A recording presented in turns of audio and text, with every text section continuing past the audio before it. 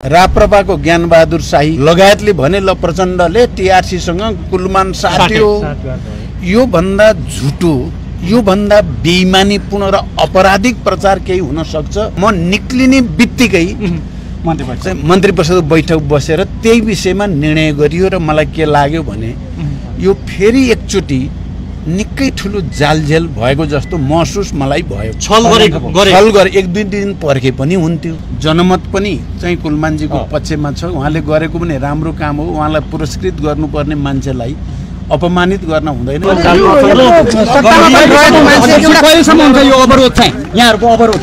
अब लामो अहिले केही भन्नु छैन। प्रधानमन्त्रीले आएर रोस्टममा जवाफ नदिएसम्म हाउस चल्न सक्दैन हामीले भनिएको छ। प्रधानमन्त्रीले यसलाई सहज ढङ्गले लिनुपर्ने हुन्छ। उहाँले आएर स्पष्टीकरण दिनुपर्ने हुन्छ। स्पष्टीकरण चित्त बुझ्दो भयो तुरुन्तै हाउस चल्छ। स्पष्टीकरण पनि जालझेलको भयो भने चाहिँ आन्दोलन अगाडि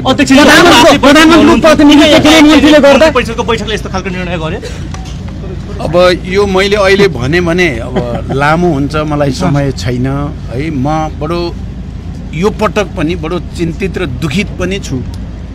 टीआरसी को लागि भनेर पटक पटक प्रधानमन्त्रीजीले खबर गर्नुभयो। मैले ठिकै छ, टीआरसी को लागि त हामी सबैको साझा चासोको विषय हो, देशकै आवश्यकताको विषय पनि हो भनेर म गएँ। कुलमानजीको विषयमा हामीले पटक पटक सार्वजनिक रूपमै भनेका थियौँ। अब 4-5 महिनापछि उहाँको समय सिद्धिँदैछ। बेकारमा जनमत पनि चाहिँ कुलमानजीको पक्षमा छ। उहाँले गरेको पनि राम्रो काम हो। उहाँलाई पुरस्कृत गर्नुपर्ने मान्छेलाई अपमानित गर्न हुँदैन भनिएकै थियो। तर त्यो दिन म गएको दिन एक शब्द त्यो विषयमा कसैले चर्चा गरेको पनि होइन। बिल्कुल टीआरसी को बारेमा मात्रै कुरा भयो। त्यसमा समझदारी बनेपछि म उठेर हिँडेँ। त्यो भन्दा बढी कहीँ कतै कसैले एक शब्द उच्चारण गरेको पनि होइन। तर म निक्लिने, सुन्नु न, म निक्लिने बित्तिकै मन्त्री परिषद बैठक बसेर त्यही विषयमा निर्णय गरियो र मलाई के लाग्यो भने यो फेरि एकचोटि निकै ठुलो जालझेल भएको जस्तो महसुस मलाई भयो। छल गरे एक दुई दिन पर्खे पनि हुन्थ्यो।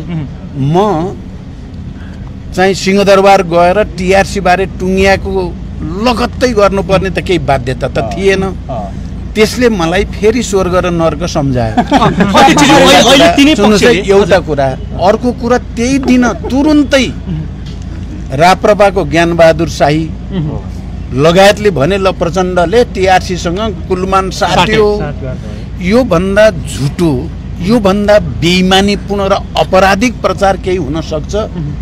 मलाई त यो सबै देखेर यति दुखी म भएको छु। तपाईँ पत्रकार साथीहरूले नि अब त बुझिसक्नु भयो होला। सत्यको पक्षमा बोलिदिनु होला।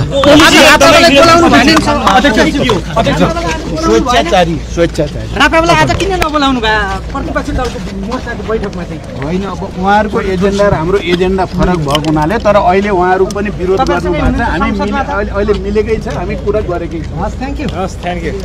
ल दर्शकबिन, पूर्व प्रधानमन्त्री तथा नेकपा माओवादी केन्द्रका अध्यक्ष पुष्पकमल दाहाल प्रचण्ड संसद भवनबाट संक्षिप्त प्रतिक्रिया दिएर उहाँ चाहिँ निस्किँदै हुनुहुन्छ।